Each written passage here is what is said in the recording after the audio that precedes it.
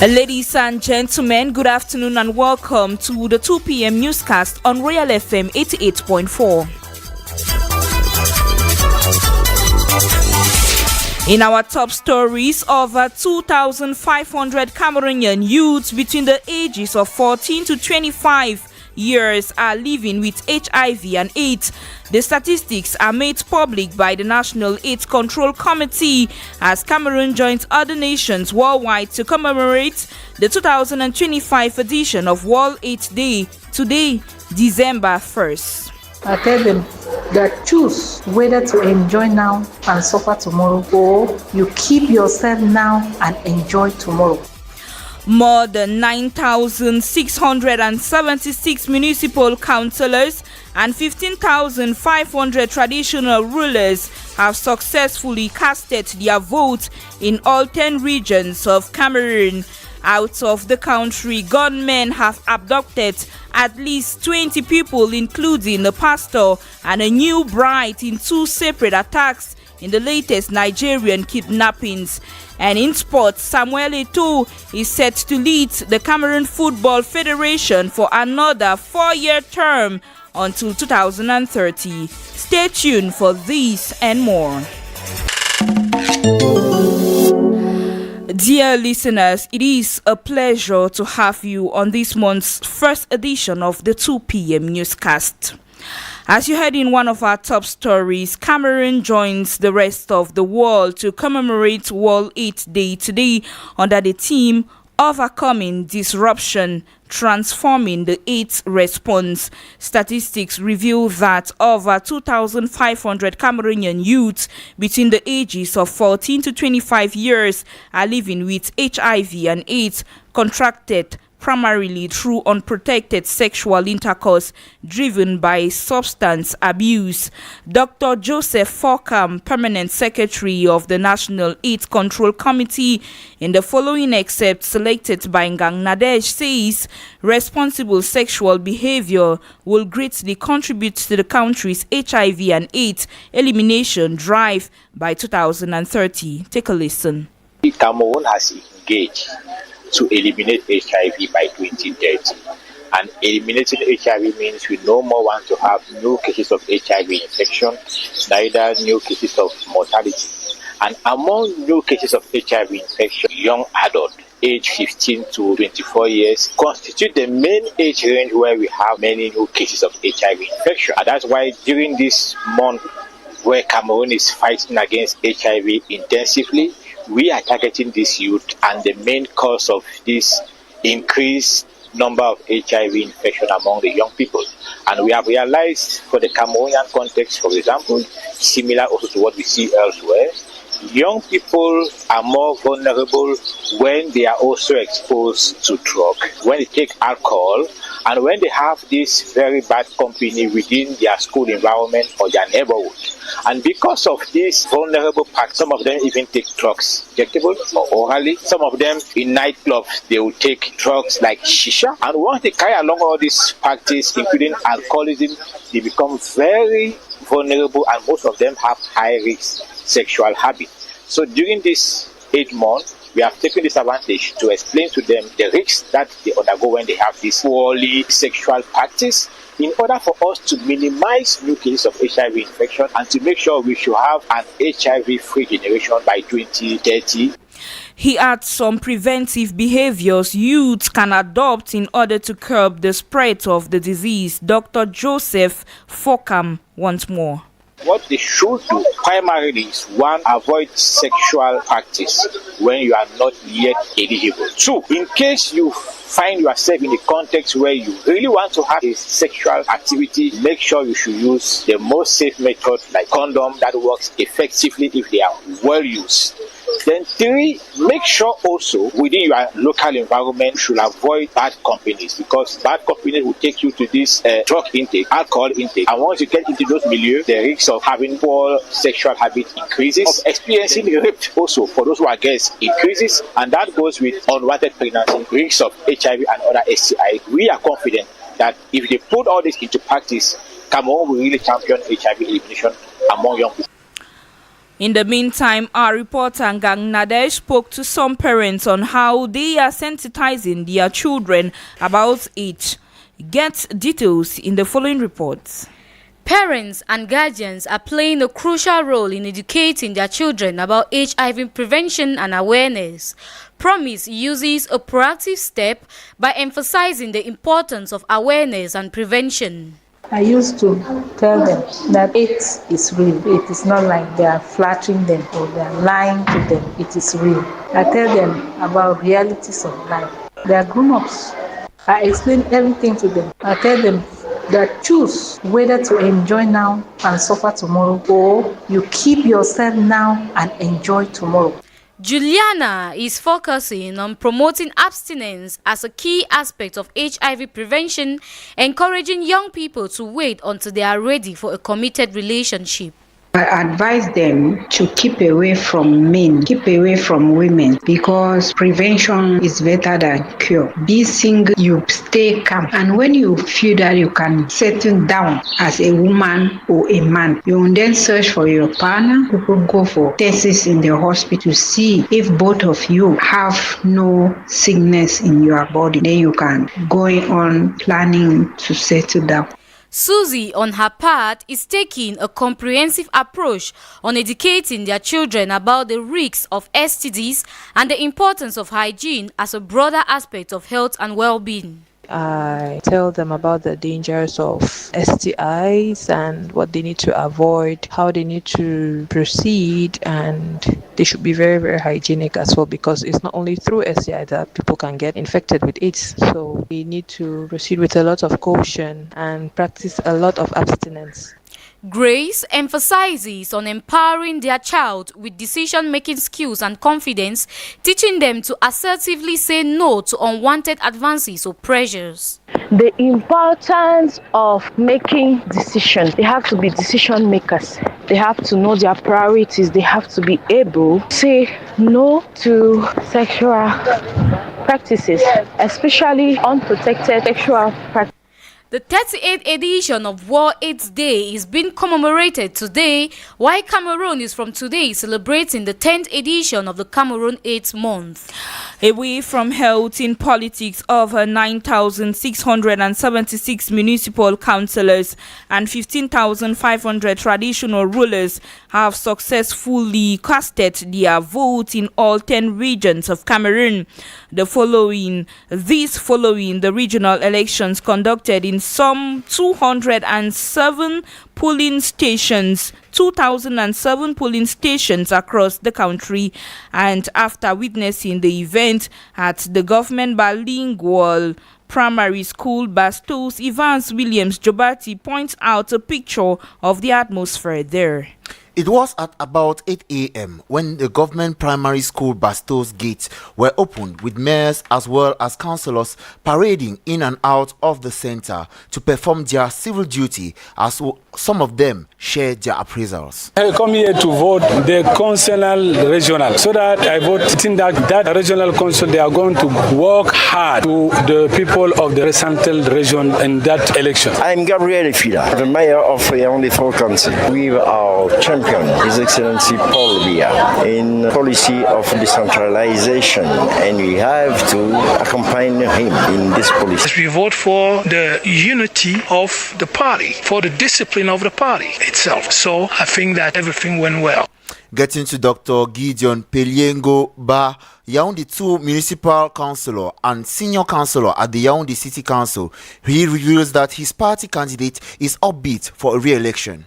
Local decentralized collectivities like the council, the regional councils, are supposed to be given another new mandate so that they can go ahead to deliberate, in fact enhance the smooth running of our cities. The regional candidate for this election for the Mfundi 2, what he promised to do, something that's laudable, because he's promised to do many more things than what he did during the last mandate.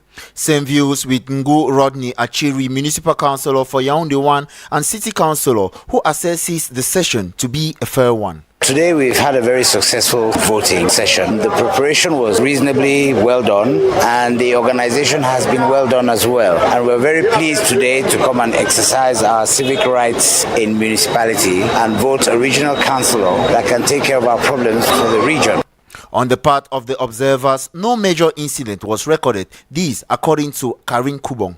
It has generally been very calm and peaceful, so I can say they have actually worked in line with the electoral code because we have not had any hitches up to this time. We are maybe 2 hours before the close of the poll and we have not had any challenge whatsoever. Everywhere has just been calm, no hitches at all. We haven't observed any of those. Also present on site was the governor of the Central Region, Nasiri Polbia, who paid a supervisory visit to the site. I observed that everything is going on well, that the voters who know themselves, who are councillors, have come. There is no major stakes. By the evening we'll come around again, check, and to be able to validate who wins and who loses. It should be noted that the Bastos Voting Center hosted 2 polling stations with 268 municipal councillors casting their votes effectively. And some moments after the polls closed at exactly 6 p.m., the Director General of Elections, Dr. Erike Suse, granted a press briefing where he revealed that November 30th regional elections was done in serenity. He spoke to our political desk editor and editorialist, Jean-Marie Anaba. 25,252 electors were expected in 207 polling stations, representing 9,677 municipal councillors for 90 polling stations and 15,575 traditional rulers for 117 polling stations. The local polling commission opened polling stations at 8 a.m. and closed at 6 p.m. The necessary election material and documents were available in sufficient quality and quantity in all polling stations. Electors cast their votes freely in a context of calm, order, and discipline across the national territory. No major incident was reported throughout voting. After the closure of polls at 6 p.m., the local polling commission closed polling stations and immediately carried out vote counting in accordance with law. Return reports of the local polling commission will now be forwarded to regional supervisory commission, which proclaim results of the election of regional councillors in the region concerned no later than 72 hours starting from the close of the poll. Here now is Minister Paul Tanganji of Territorial Administration, who granted a press conference shortly after the election exercise.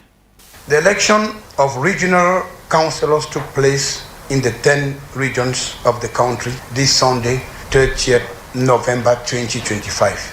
In compliance with Decree number 2025/412 of the 1st of September 2025 to convene the Electoral College for the election of regional councillors, polling stations open at 8 a.m. and close at 6 p.m. It should be noted that the regional election involves 2 electoral colleges, municipal councillors and traditional rulers who represent traditional authority. For this November 30 election, there were 1,676 municipal councillors and 15,580 first class, second class, and third class chiefs, for a total of 207 polling stations across the 10 regions. Following the report forwarded by administrative authorities, the necessary election material was available in time in all polling stations. After 2 weeks of smooth campaign, the regional council elections went on hitch-free nationwide despite security challenges in some regions. Vote counting and proclamation of results will follow in accordance with the provisions of the Electoral Code and in strict compliance with the prescribed deadlines. Still to come in this newscast, December 1st brings us to the last month of the year 2025, a period when mysterious occurrences are often believed to happen. Families will be moving, friends will be moving to gather together to celebrate the feast. And because of that, there will be a lot of mad rush on the highway, people struggling to meet up because there will be a lot of buying and selling. As you heard there, in society, today, December 1st, brings us to the last month of the year 2025, a period when mysterious occurrences are often believed to happen, a phenomenon which has left people wondering whether they are manipulated spiritually and why they happen at the end of the year. Our reporter Glory Ngange interviewed a traditionalist as well as a pastor on the subject and now reports. Unexplained ghastly accidents, serial killings and disappearance of individuals are some of the recurrences that emerged during the month of December, which is marked by several feasts. Pastor Tita David attempts an explanation to these happenings. Families will be moving, friends will be moving to gather together to celebrate the feast. And because of that, there will be a lot of mad rush on the highway, people struggling to meet up because there will be a lot of buying and selling. Drivers will be rushing on the highway, struggling to meet up because there will be a lot of clients at the bus stop. People tend to neglect an aspect which Christ pointed out, that we need to watch and pray because the devil, our adversary, is moving like a roaring lion seeking for wood to devour. The man of God also highlights that most often there are spiritual forces attached to such manifestations. We believe that this period of the year is also a period where people plan, people take a stock of their life in the year, they make resolutions for the upcoming year. And even in the kingdom of darkness, it's a period where most people gather to renew their allegiance to their gods, the gods they are serving, occultic groups. And in the course of renewal of this allegiance, there may be need of sacrifice. And because there's a need of sacrifice, there will also be mysterious deaths. Dr. Ja Philip Fobang is a traditionalist. He also blames some of these mysterious experiences during this end of year on mortal engagement with the spiritual world. So many people go and embrace some evil spirits, evil practicing. They are in occult society. They will be telling them that they will make them to be rich, and they give them even money. They even borrow money from secret meeting that they popularly call Njangi houses. The devil want to drink blood, and there are people who want to live long, people who want to maintain their position in the society. They give them condition that any end of year they have to sacrifice. To prevent the phenomenon, Pastor Tita David and Dr. Ja Philip both propose. Prayer should be taken seriously. People should spend time to pray, appreciating God for the year, taking them through, and also planned in the presence of God, dedicate the coming year into the hands of the Lord. We need to be patient. We need to be watchful on the highway. We have to be very careful because it's better to live long. They say it's better to be late than never. And they used to say the moon moves slowly, but before daily break, it crosses the sky. Despite the causes of these unfortunate events during the end-of-year festive season, it is important for individuals to take precautions to stay safe. And on to economic news, the government is engaging in discussions with the International Monetary Fund to secure a new financial package with the Ministry of Finance, implementing various economic reforms. Now, just how relevant is this demand and what are its chances to be met? Jeffrey Tachum captured the reaction of an expert and now reports. The government's ambition to acquire a loan of over 3,000 million CFA francs to the IMF reflects an urgent need for support to stabilize reserve and external financing. Jamo Haiwang is a research analyst at the Cameroon Economic Policy Institute. Cameroon recently concluded reviews and technical agreement with the IMF, which is proof of active cooperation and real need for support to stabilize reserve and external financing. The 2026 budget draft shows a significant weakening of the deficit and financing needs, which reinforce the imperative for an external program. But then, just what are the chances that the demands of Cameroon will be granted by the International Monetary Fund? The research analyst, who doubles as national coordinator of the CPI, is optimistic on an eventual agreement between both parties, but only on certain conditions. The expected reforms controlling the deficit, debt transparency, expenditure governance, and targeting of subsidies are demanding but achievable if the political will is sincere. In my view, the chance of reaching an agreement are real in the medium term but conditional on strict adherence to commitment, higher level political arbitration, and clear communication. Although necessary for budget financing, these additional loans could exacerbate an already concerning debt level. The African Development Bank and the International Monetary Fund classify Cameroon among the countries at high risk of indebtedness. Let's now welcome our editor-in-chief and senior reporter, Mapala Zita, who has our file of what's making news out of Cameroon. Hello, Zita. Hello, Crispine.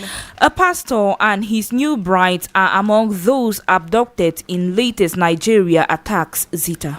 Gunmen have abducted at least 20 people, including a pastor and a bride, in two separate attacks in the latest Nigerian kidnappings. Attackers stormed the newly established Cherubim and Seraphim Church on Sunday in the central Kogi state, firing shots and forcing congregations to flee in panic. They seized the pastor and his new wife and several worshippers. In another raid the night before in the northern Sokoto state, a bride and her bridesmaids were among those kidnapped. Reports say a baby, its mother, and another woman were also taken. Schools and places of worship have increasingly been targeted in the latest wave of attacks in north and central Nigeria, Crispin. Zita, South Africa has reaffirmed its commitment to the G20 despite U.S. boycott. South Africa's President Cyril Ramaphosa stated on Sunday that his country would remain fully engaged in G20 activities despite recent tensions with the United States of America, which will host next year's G20 summit. Ramaphosa made the announcement in a televised address to the nation after South Africa chaired the G20 summit last week, which Washington boycotted. This comes following U.S. President Donald Trump's indication earlier this week that South Africa would not be invited to G20 meetings next year due to tensions in bilateral relationships. What else do you have in your file, Zita? Floodings and landslides have killed more than 1,000 people across Indonesia, Sri Lanka, Thailand, and Malaysia following tropical storms in recent days, with efforts underway to help thousands affected by the extreme weather. Arriving in North Sumatra today, Indonesian President Prabowo Subianto said the government's priority was how to immediately send necessary aid, while helicopters and aircraft are being deployed to help relief efforts in isolated villages. Police in Australia have charged 4 men following an investigation into what they call an international satanic child sex abuse material ring in the city of Sydney. Reports today say the operations came after investigative team uncovered a pedophile network that distributed abuse materials involving ritualistic or satanic themes. They face more than 20 charges. They have all been refused bail and they are due to appear in court by late January next year. Thank you very much, Mapala Zita. We come back with our sports file. Good afternoon, Biwa Brian. Good afternoon, Frenyo Crispin. Samuel Eto'o is set to lead the Cameroon Football Federation for another 4-year term until 2030. He was re-elected on Saturday during the Federation's elective General Assembly held at the CAF Excellence Center in Bankomo, where you were present, Brian. While running unopposed for his own succession, the football icon received a near unanimous victory, capturing 97.70% of votes, representing 85 out of the 87 delegate ballot. This victory makes him the first Fecafoot president to achieve back-to-back terms since Iya Mohammed's tenure, which began in 2000 and ended in 2013. Following his re-election, the former Indomitable Lion star articulated his priorities for the coming years, stating his clear intention to enhance the attractiveness and visibility of local football leagues in Cameroon.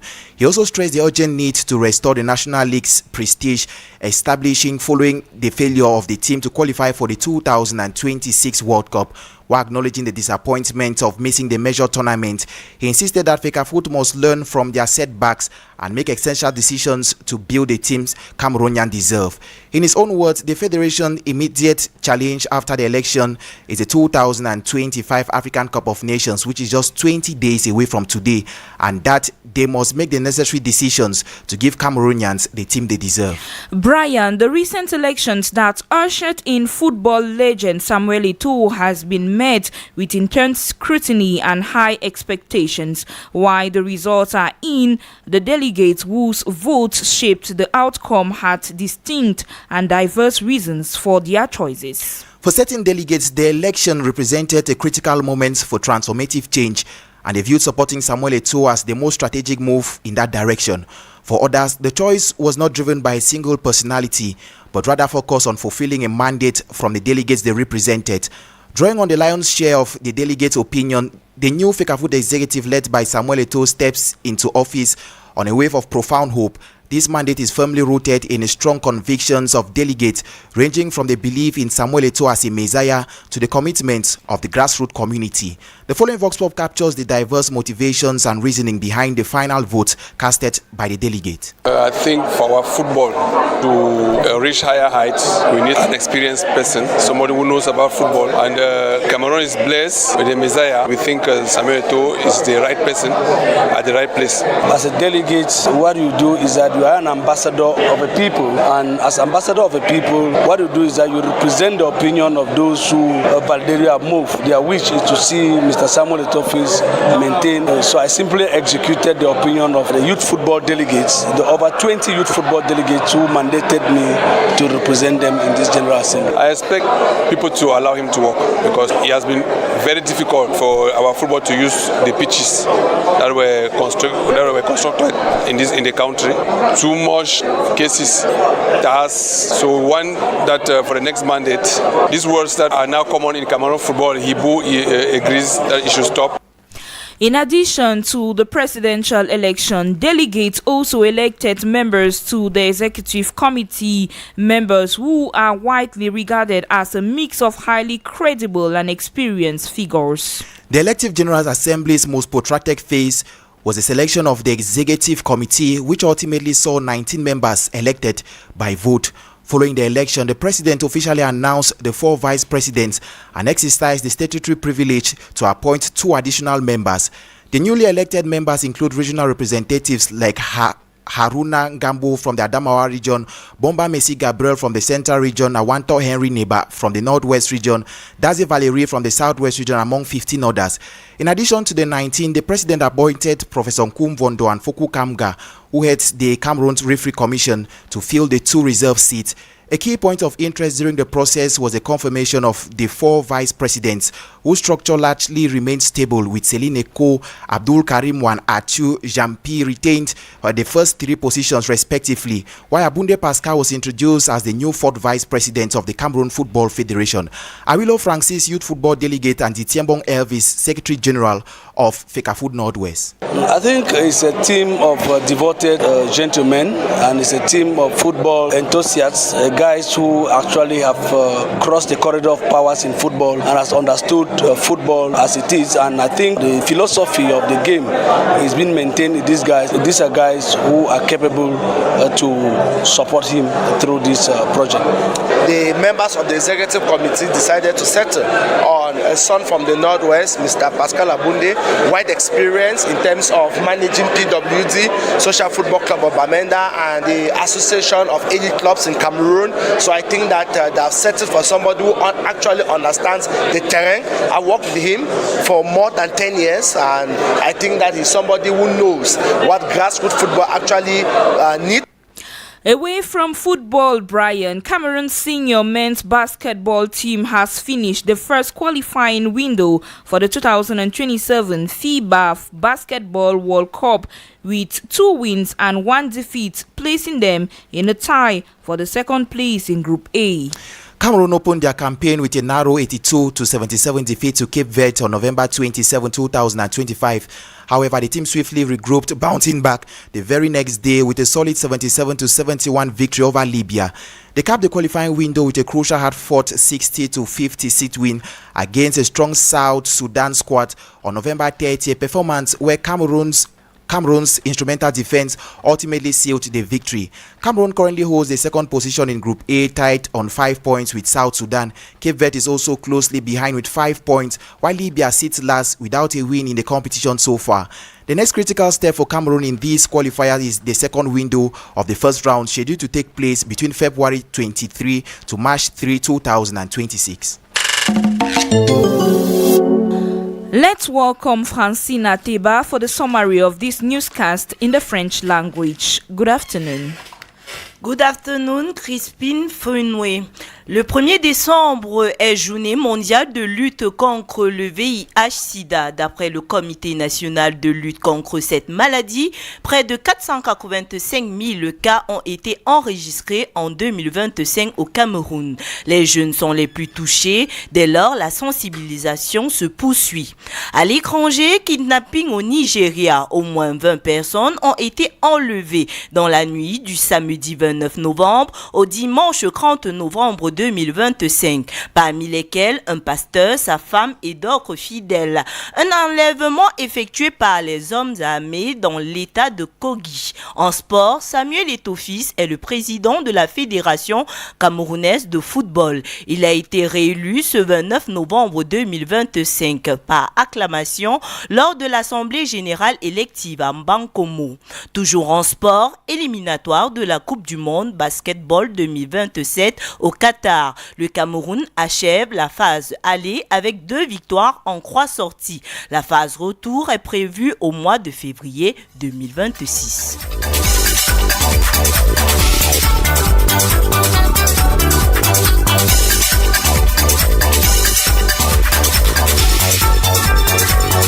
The news was technically assisted by Romeo Adekume, our sound engineer and studios clerk, video editor Brian Bida and Alan Quaker.